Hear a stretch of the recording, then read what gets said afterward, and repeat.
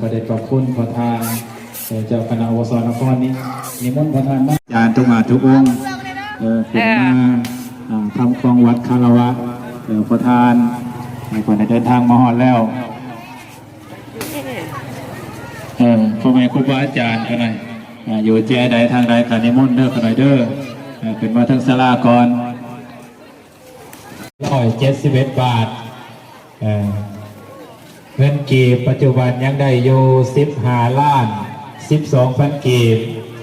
เงินบาทได้อยู่50,871 บาทตอนนี้ห้างมะแรงก็สิได้อยู่จากอาหารอุปโมทนาปัจจัยต่อยอด200 บาทสาธุอนุโมทนาเด้อคนไหนเด้อให้อยู่เป็นหงโพงไส้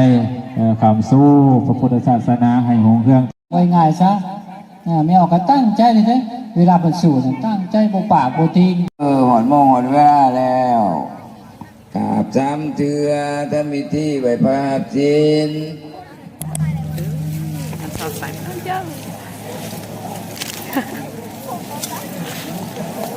เนสังสายังคูสังขารตานาสัมปันโนเปตตาสัมโพสังขารตานาสัมปันโนนิสังสายังสุ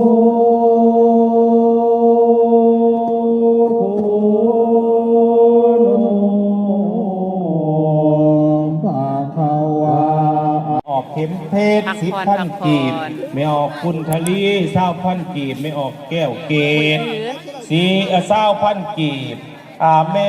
ออกคำมณี20,000 กีบและไม่ออกลำพี่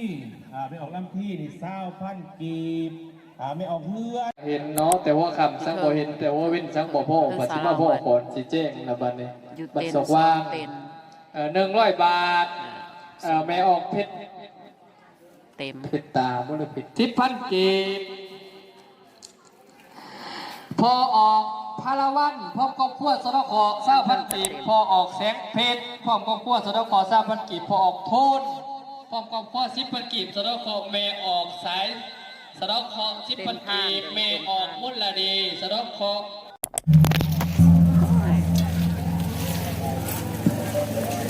อิติปิโส